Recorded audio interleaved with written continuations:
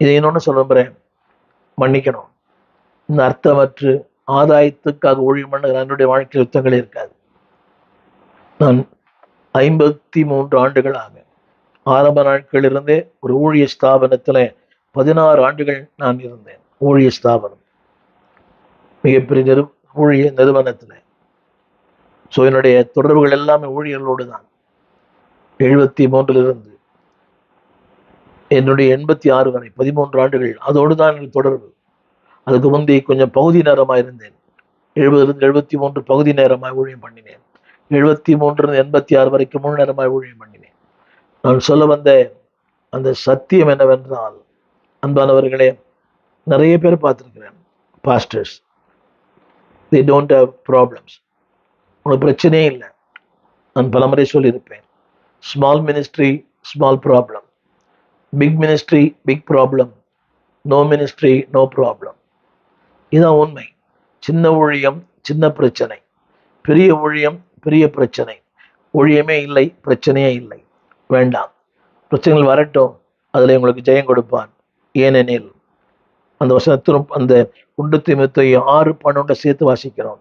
நீ அறிக்கை பண்ண வேண்டுமானால், அதாவது அநேக சாட்சிகளுக்கு முன்பாக கர்த்தர் நிறுத்த வேண்டுமானால், இன்னைக்கு நிற்கிறாங்களே இவங்கெல்லாம் ஊழியத்தில் மிக திரள் கூட்டத்து மத்தியில் பேசுகிறார்களே, நம்முடைய தேசத்தில் பிறந்து வளர்ந்த எத்தனையோ தேவ மனிதர்கள் திரள் கூட்டங்கள் முன்பாக அவங்க எல்லாமே இதை சந்தித்தவங்க தான். 6:12 எபேசியர் மாம்சத்தோடும் இரத்தத்தோடும் அதிகாரத்தோடும் இப்பிரபஞ்சத்தின் அந்தகார லோகாதிபதிகளோடும் வான மண்டலில் இருக்கிற பொல்லாத ஆவிகளின் சேனைகளோடு யுத்தம் பண்ணித்தான் போராடி தான் இன்னைக்கு நிற்கிறாங்க. நீ யாரும் அப்படி லேசா நினைச்சிடாதீங்க. திரள் கூட்டம் அவங்களுக்கு போதுன்னா அது யார் வேண்டுமா இருக்கலாம், அது எவ்வளோ பெரிய மெகா ஊழியக்காரா இருக்கலாம். பிகாஸ் நீங்கள் அரங்கத்தில் பார்க்குறீங்க, ஆனால் அந்த ரங்கத்தில் போராட்டம் மாம்சத்தோடும் இரத்தத்தோடும் அதிகாரங்களோடும் இப்பிரபஞ்சத்தின் அந்தகார லோகாதிபதிகளோடும் வானமண்டலத்தில் இருக்கிற பொல்லாத ஆவிகளின் சேனைகளோடும் அங்கே ஒரு சொல்லப்பட்டிருக்குது உண்டு. அதில் சொல்றது திரும்ப திரும்ப இட்ஸ் அஃபர்மேஷன், உண்டு உண்டு. ஆரம்பத்தில் சொன்னேன், இதற்காகவே அழைக்கப்பட்டார். என் நண்பர்கள், என்ற செய்தி இதுதான். யுத்தத்தில் ஜெயம் கொடுக்கும் கர்த்தர். ஆனா ஒன்று, அந்த யுத்தத்தில் நீ எங்க இருக்கிறாய்? தேவனோடு இருக்கிறாயா, இல்லையே விட்டு விட்டாயா, இல்லையில் தொடர்ந்து போகிறாயா? இன்னொரு கேள்வி, முன்னிலையிலா பின்னிலையிலா? யுத்தத்தில் முன்பா இருக்கிறாயா, இல்லையே ஓடி ஒளிந்த அநேகரை போல? வேண்டாம், தொடர்ந்து பயணம் செய்யுங்கள். ஏனென்றால் அன்பானவர்களே, எனவேதான் வேதம் சொல்கிறது எபேசியர் 6:13 அடுத்த வசனத்துல, தீங்கு நாளிலே நீங்கள் எதிர்க்கவும், மூன்றாவது சகலவற்றையும் செய்து முடித்தவர்களாய் நிற்கவும்.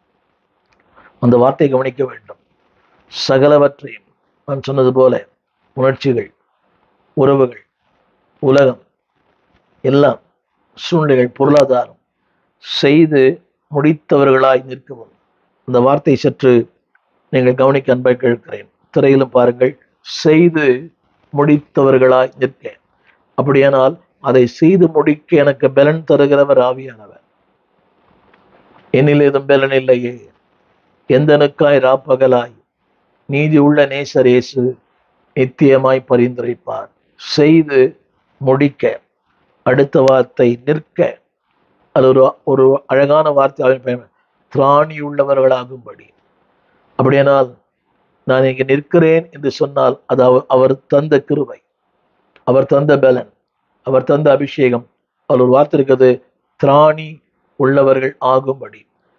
அது இயற்கையா எனக்கு இல்லை. அது சின்ன வயதுல இருந்தே வீடு பள்ளி ஸ்கூல் வீடு, இது தவிர ஒண்ணுமே தெரியாது. இதுதான் என்னுடைய வாழ்க்கை. ஸ்கூலை விட்டா வீட்டுக்கு போவேன், வீட்டை விட்டா ஸ்கூலுக்கு வருவேன். நண்பர்கள் கூட அதிகமாக தெரியாது. அதிகமான எந்த விளையாட்டிலும் அதிகமான விளையாடினது இல்லை. எந்த விளையாட்டும் தெரியாது, இன்றைய வரைக்கும் தெரியாது. அப்படிதான் வாழ்ந்தேன். ஆனால் ஊழியத்துக்கு வந்த பிறகு நிறைய போராட்டங்கள், ஊழியர்களோடு போராட்டம், ஊழியர்களோடு அது சொல்லவே முடியாது. நீங்க வேணா தனியா என்ன கேளுங்க, நான் சந்தித்த பிரச்சனைகளை உங்களுக்கு விவரிப்பேன். திராணி உள்ளவர்களாகும்படி. அதனாலதான் எனக்கு 10 அடைப்பு இதயத்துல, 10 அடைப்பு, மல்டி பிளாக்ஸ். எந்த கெட்ட பழக்கமும் இல்லை, எந்த குடிப்பழக்கம், சிகரெட் எதுவுமே இல்லை. ஆனா 10 அடைப்பு இதயத்துல. இதெல்லாம் மன அழுத்தங்களால் வருவது. ஆனால் தேவன் திராணி உள்ளவர்களாகும்படி ஏறக்குறைய ஒரு 13 ஆண்டுகளாக அதுல ஆண்ட பலன் கொடுத்தான். இந்த பிளாக்ல இருந்து அறுவை சிகிச்சை. எனக்குள்ள 5 வெயின்ஸ் போட்டிருக்குது, உள்ள 5 குழாய்கள் எக்ஸ்ட்ரா. சொல்ல வந்த அனுதாபத்துக்காக அல்ல, அவர் தான் அந்த திராணியை தரார். நிற்க திராணி, ஓட, பிரசங்கம் பண்ண, ஊழியம் செய்ய. கடந்த வாரங்கள் முழுவதும் குளிர் நிறைந்த அயர்லாந்து, ஸ்காட்லாந்து பயங்கர குளிர். ஆனா இதுக்கெல்லாம் அவர் தான் திராணி கொடுக்கிறார்.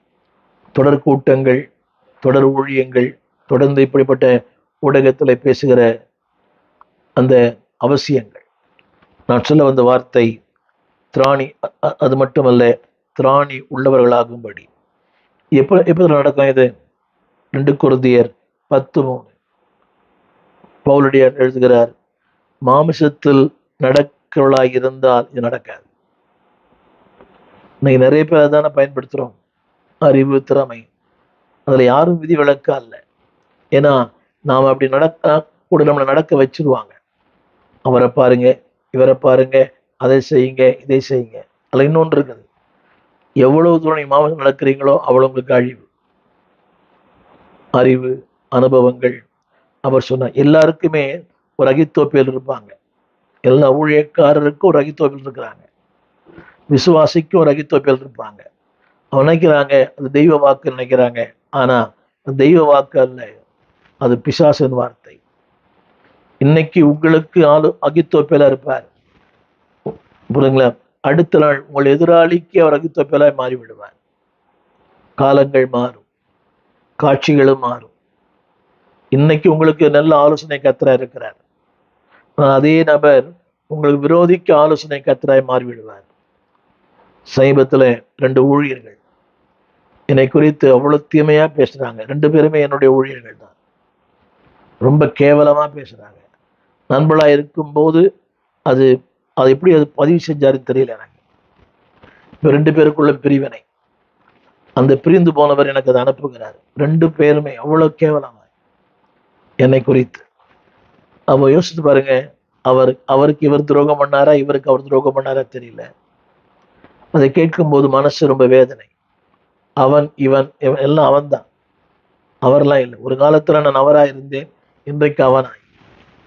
அது அன்பான தேவ பிள்ளைகளே, நீங்க மாமிசம் நடக்கிற வரைக்கும் நீங்கள் போர் செய்வதற்கு உங்களுக்கு கிருபை வராது. ஆவியிலுடன் நடவுங்க. எனவேதான் திருமறை சொல்கிறது, அதே 2 கொரிந்தியர் 10:4 நம்முடைய ஆயுதங்கள் மாம்சத்துக்கு ஏற்றதா இராமல். இந்த ஊழியத்தில் எத்தனையோ போராட்டங்கள், சபையில் எத்தனையோ போராட்டங்கள். we can make a quick decision, எடுக்கலாம். ஆனா அது எந்த அளவுக்கு பயன்படும் தெரியாது. அந்த பொறுமை கடல் இன்னும் பெரியது. சில பேர் அதை பலவீனம் நினைச்சுக்கிறாங்க. இல்லை, வேதம் சொல்லுகிறது, அது அரண்களை நிர்மூலமாக்கும் தேவ பலன். என்னை கேட்டுக்கொண்டிருக்க அன்பு தேவ பிள்ளையே, உன் பொறுமை, உன் சகிப்புத்தன்மை, அந்த ஸ்டாண்ட் ஃபார் காட், ஆண்டவருக்கு நிற்கிற அந்த வாழ்க்கை, திரும்ப சொல்லுகிறேன், அது அரண்களை நிர்மூலமாக்கும், சத்துருக்களை நிர்மூலமாக்கும். அது மட்டுமல்ல, உன்னை தேவ பலன் உள்ளவனாய் மாற்றும். தேவ பலன் உள்ளதா இருக்கிறது. எனவேதான் அந்த 2 அதிகாரத்தை அடிக்கடி வாசிங்க பிளீஸ். விசுவாசிகள், ஊழியர்கள் வாசியுங்கள். அதில் சொல்லப்பட்டிருக்கிறது.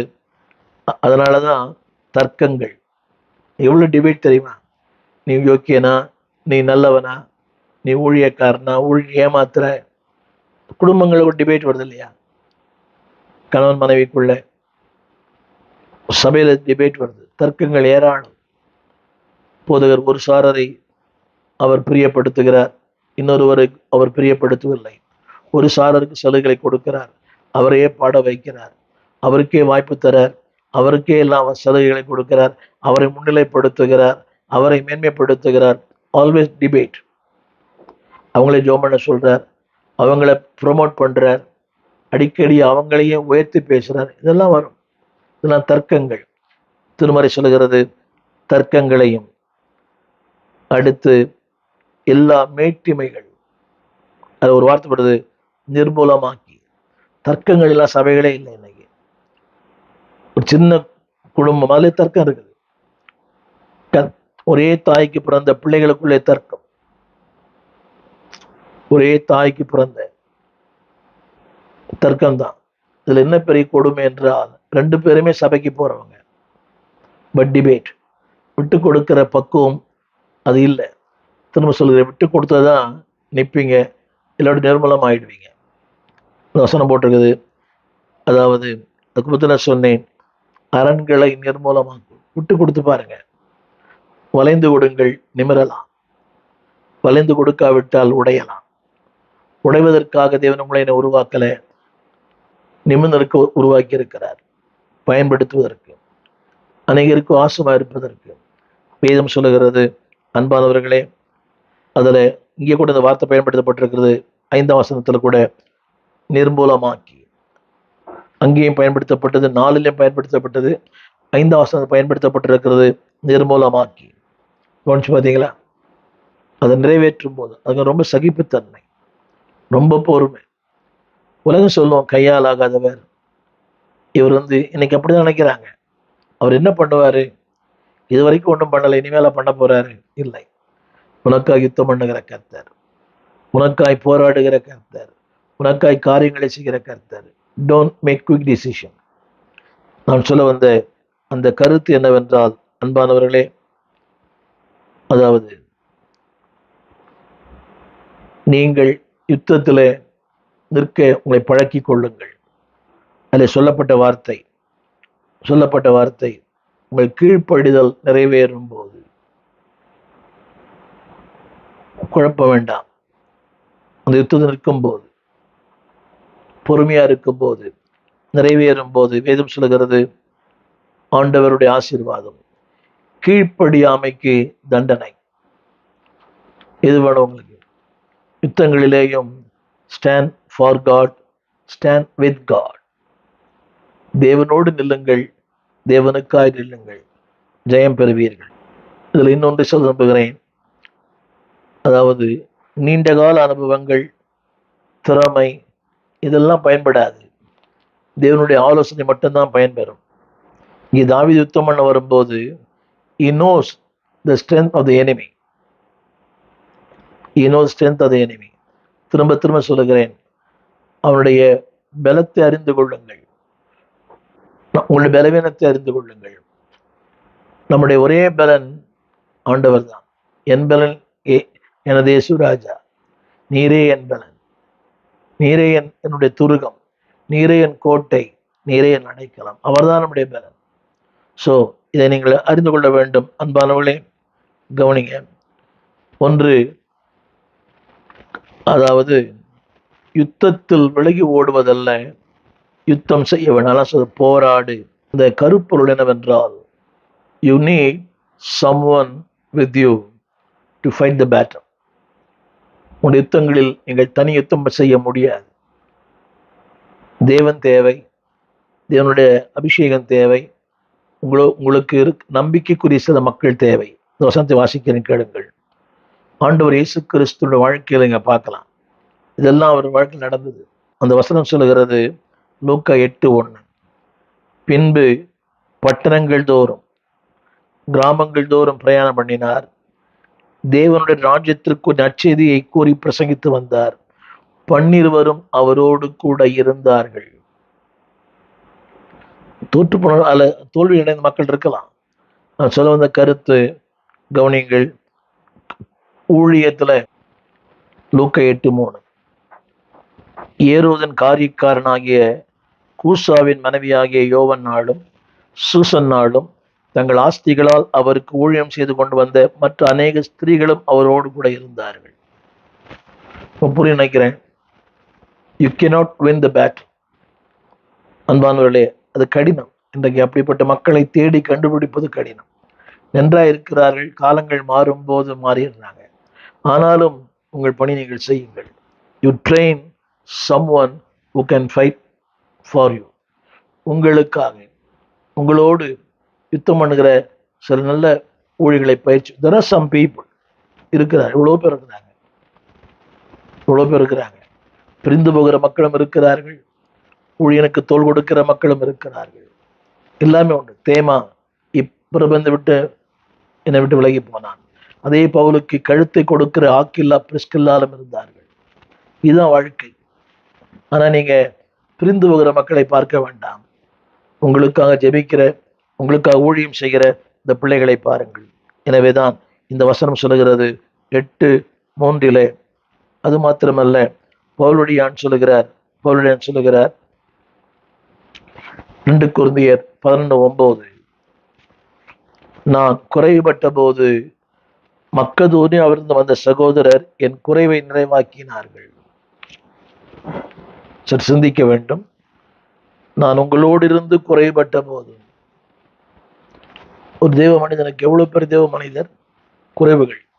ஆனால் அந்த குறைவுகளிலே மக்கதோனியாவிலிருந்து வந்த சகோதரர் என் குறைவை நிறைவாக்கினார்கள். இது கொஞ்சம் யோசித்து பார்க்க முடியுதா? கவனிங்க. நான் ஒரு 3 காரியம் சொல்ல நம்புகிறேன். தனிமணி உதவி செய்தார்கள், சபை உதவி செய்தது, ஒரு தேசம் உதவி செய்தது. பிலிப்பியர் 4:15. மேலும் பிலிப்பியரே, சுவிசேஷன் ஆரம்பத்தில் நான் மக்கதோனியாவிலிருந்து புறப்பட்ட போது, கவனிங்கள், கொடுக்கல் வாங்கல் காரியத்தில் நீங்கள் மாத்திரம் எனக்கு உடன்பட்டீர்கள். அப்படியானால் திரும்ப நான் சொல்வது, பல விதங்களில் நம்முடைய வாழ்க்கையில யுத்தங்கள், தேவைகள், அது கூட யுத்தம் தானே. பள்ளி திறக்கிற நேரங்கள், எத்தனை ஊழியர்கள் கஷ்டப்படுறாங்கன்னு தெரியும் உங்களுக்கு. ஆதரவற்ற அன்பானவர்களே, இதுவரைக்கும் ஏறக்குறைய 2000 பிள்ளைகளுக்கு நாங்கள் படிப்பு சொல்லிக் கொடுத்துருக்கிறோம். 2000 பிள்ளை வளர்த்து ஆளாக்கி இருக்கிறோம். 86 இன்றைய வரைக்கும். நான் சொல்ல வந்த கருத்து என்னவென்றால், தேவன் உங்களுக்கு என்ன கொடுத்திருக்கிறார் பயன்படுத்துங்க. அதில் சொல்லப்பட்டிருக்கிறது, வேறொரு சபையும் உடன்படவில்லை. அப்படியானால் ஒரு சபை அவரை தாங்கிற்று. தொடர்ந்து சொல்லிக்கொண்டே போகலாம். அடுத்து இன்னொரு சபை தெசலோனியில் இருந்த போதும் என் குறைச்சல் நீக்கும்படி 2 தரம் அனுப்பினீர்கள். ஒரு பிலிப்பு சபை அவரை தாங்கிற்று. அடுத்து ஒரு தனி மனிதன், ரோமர் 16:23, என்னையும் சபை அனைத்தையும் உபசரித்து வருகிற காயு. கவனிங்கள். அடுத்து அந்த பட்டணத்து உக்ரானக்காரனாகிய எரஸ்து, ஒரு சபை அவரை தாங்கிற்று, ஒரு தனி மனிதர்கள் அவரை தாங்கினார்கள். அதே வேளையில் எப்பாப்பிராத்து கூட சொல்லப்பட்டிருக்கிறது. எப்பாப்பிராத்து பிலிப்பு 2:25, பிலிப்பின் புஸ்தகம், என் உடன் விளையாலும் என் உடன் சேவகனும் உங்கள் ஸ்தானாதிபதியும் என் குறைச்சலுக்கு உதவினமாகிய எப்பாப்பிராத்து.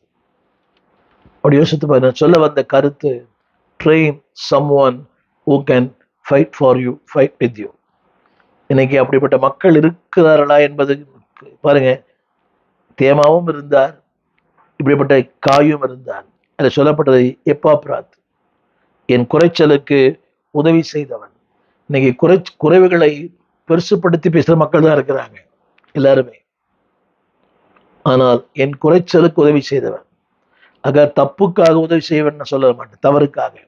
ஒரு தவறான வாழ்க்கை வாழ்கிறார், மோசமான வாழ்க்கை வாழ்கிறார், தேவனுக்கு விரோதமான வாழ்க்கை வாழ்கிறார், அவர் உதவி செய்ய வேண்டாம். அவருடைய குறைச்சல்களில், அவருடைய தேவைகளில். வேதம் சொல்லுகிறது, அடுத்த வசனம் அதே வார்த்தை, பிலமோன் 22ஆம் வசனத்தில், பிலமோன் பவுலுக்கு செய்த உதவி. இங்கே நான் சொல்ல விரும்புகிற கருத்து என்னவென்றால், கவனிங்க, willing to serve, அதாவது ஊழியத்தில் உதவி செய்கிற அந்த எண்ணம். ஒன்று முன்னணியில், அரங்கில், இல்லாவிட்டு அந்தரங்கத்தில். தேவனுடைய அன்பானவர்களே, அரங்கத்திலும் செய்யலாம், அந்தரங்கத்திலும் செய்யலாம். நீங்கள் செய்கிற ஊழியம் எப்படிப்பட்டது என்பதை சற்று ஆராய்ந்து பாருங்கள். 2 ஊழியங்களுமே மேன்மையானது. அரங்கத்தில் செய்யப்படுகிற ஊழியம், அந்தரங்கத்தில் செய்யப்படுகிற ஊழியம். அந்தரங்கத்தில் செய்யப்படுகிற ஊழியத்தினுடைய மேன்மைதான் அரங்கம். பலமுறை சொல்லியிருப்பேன். அனைவருடைய கண்ணீர் ஜெபம், அனைவருடைய அந்த உழைப்பு. ஜான் வெஸ்லி இங்கிலாந்து தேசத்தில் பிரசங்கம் பண்ணி கொண்டிருந்த போது தொடர் கூட்டங்கள், நாள்தோறும் பாவிகள் மனம் திரும்புகிறார்கள், குடிகாரர்கள் மாறுகிறார்கள், விபச்சார விடுதி மூடப்படுகிறது, சூதாட்ட கிளப் எல்லாம் மூடப்படுகிறது. ஒரு நாள் அவர் தன்னுடைய மத்தியான வேளையில அந்த ஈசி சேர்ல ஓய்வெடுத்திருக்கும் போது அவர் சொன்னாராம், தேவனே என்னையும் பயன்படுத்துகிறதே நன்றி. அவர் சத்தம் கேட்டுச்சான், உன்னை பயன்படுத்தலை வெஸ்லி, நான் இன்னொருத்தரை பயன்படுத்தினேன். அப்போ ஒரு ஒரு காட்சியை முன்பாய் கத்தர் பகல் நேரத்தில் காட்டினாராம். அந்த ஆலயத்தினுடைய ஒரு பேஸ்மெண்ட்ல வயதான ஒரு பெரியவர் இரவும் பகலும் அந்த தேசத்துக்காக ஜெபிக்கிறார். Lord save Wales. அந்த நாட்கள் எல்லாம் மிகப்பெரிய அந்த ஆர்கன் பைப்னு சொல்லுவாங்க, அது குழாய், பெரிய பெரிய குழாய் இருக்கும், எலக்ட்ரானிக் அல்ல, ஆர்கன் பைப். அது ஒருத்தர் அதாவது அங்கே சாங்கி என்ற ஒரு வாசிக்கிறார் மேடையில. அந்த மேடையில வாசிக்கும் போது கீழே ஒரு வயதான பெரியவர் அந்த கயிற்றை பிடித்து இழுக்கிறார். அவர் விட்டுட்டாருன்னா இசை வராது. ஒவ்வொரு முறை இழுக்கும் போதும் வியர்வை துளியை சிந்தி, தேவனே வேல்ஸ் தேசத்தை ரட்சியும், லார்ட் சேவ் வேல்ஸ். ஒவ்வொரு முறையும் அவருடைய அந்த துளிகள், வயதான பெரியவர், மெலிந்த தோற்றம். தேவன் சொன்னாராம், Wesley, not because of preaching, because of is labour. அவருடைய உழைப்பு, அவருடைய பாரம், அவருடைய வேதனை, அங்கலாய்ப்பு, அதுதான் உன்னுடைய ஊழியத்தின் வெற்றி. யாரும் அந்த முதியவரை பார்ப்பதில்லை. எல்லாரும் சாங்கி என்கிற அந்த இசைக்கறி பாடகரை பார்க்கிறார்கள்.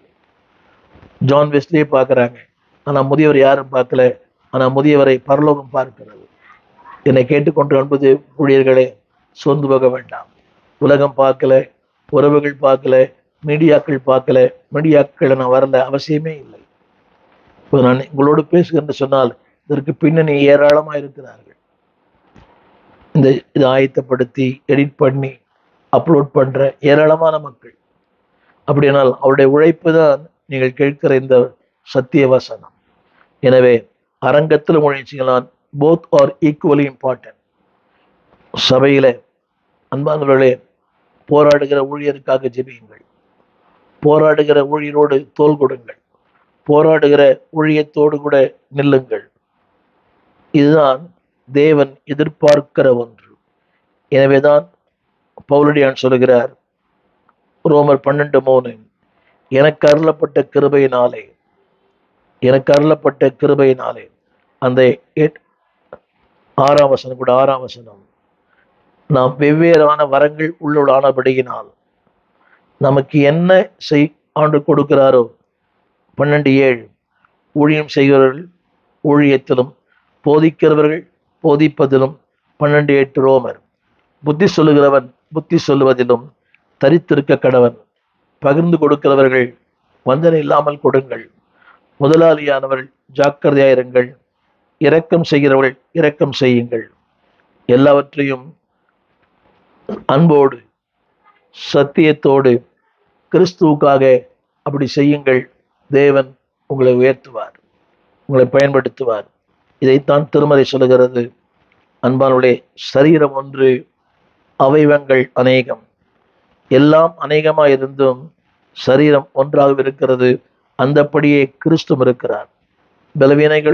பலவீனமானவைகள் உண்டு, பலம் உள்ளவைகள் உண்டு. ஆனால் தேவனுக்கு ரெண்டுமே தேவை. கிறிஸ்துவின் சரீரத்திலே நீங்கள் முக்கியமானவர்கள். நான் சொல்ல வந்த சத்தியம், யுத்தத்திலே நீங்களும் முக்கியமானவர்கள்.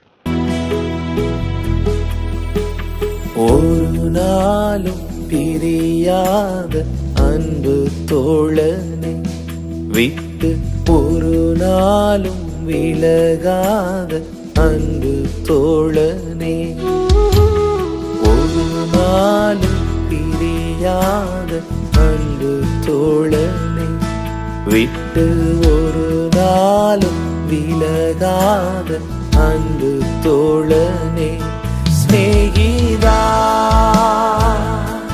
ஸ்நேகிதா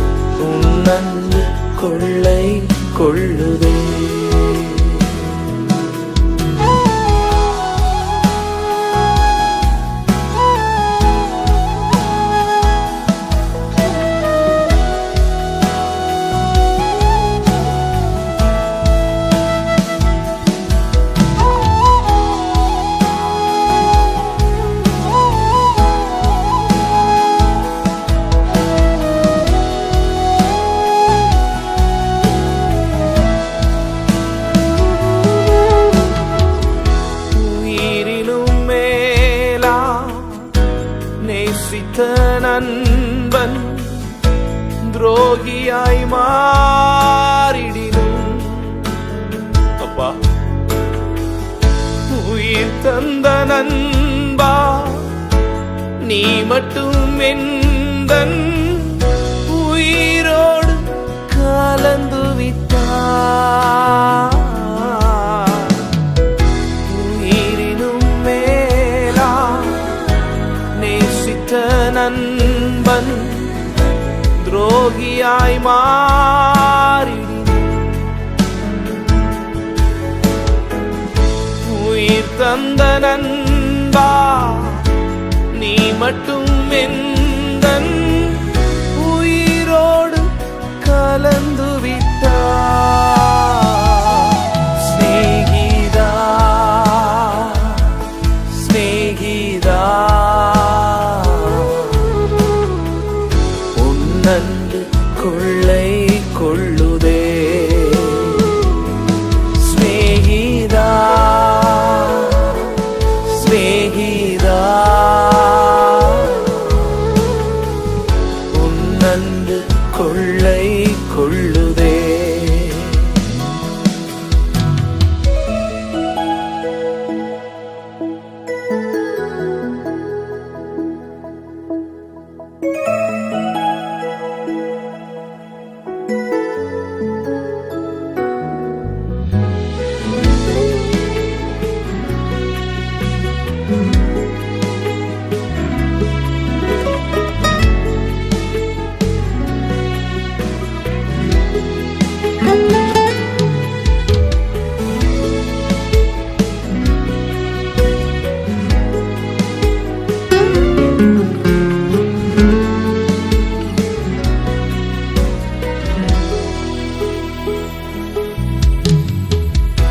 திக்கற்று இருந்தே பயந்து போய் தாவித்தே துணையாக வந்த நண்பனே தாங்குவோரின்றி தடுமாறி வீழுந்தே தாங்கிட்ட அன்பு நண்பனே கற்று இருந்தே பயந்து போய் தாவித்தே துணையாக வந்த நண்பனே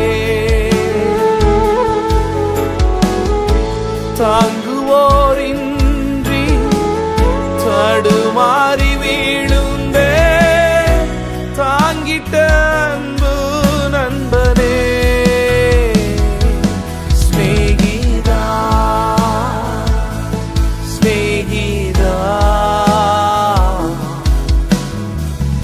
உன்னன்பு கொள்ளை கொள்ளுதே.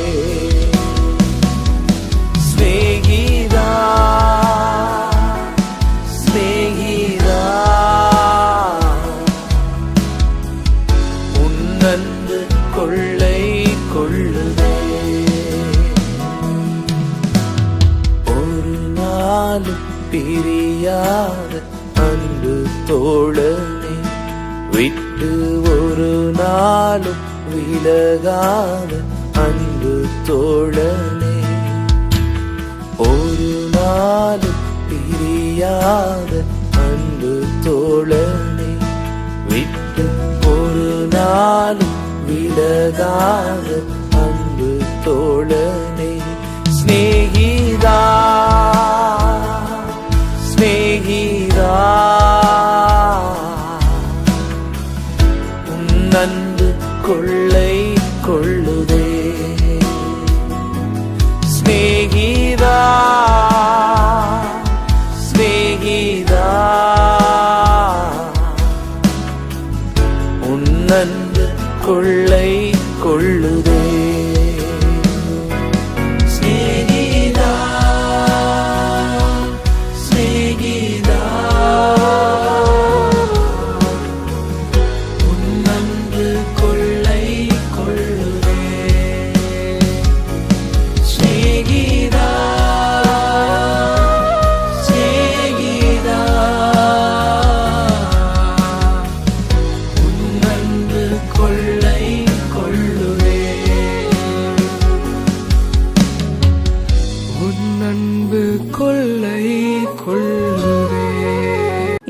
விலாசம்: போதகர் ஸ்டீஃபன் தேவகுமார், திறந்த வாசல் சபை, நம்பர் 65, பரமானந்த தெரு, 7 கிணறு, சென்னை 600001. தொடர்புக்கு 9841839287. மேலும் 0444318330. எங்கள் மின்னஞ்சல் stephenopendor@gmail.com. எங்கள் தேவ செய்திகளை யூடியூப் சேனலில் பார்த்து பயனடையுங்கள். தேவன் உங்களை ஆசீர்வதிப்பாராக.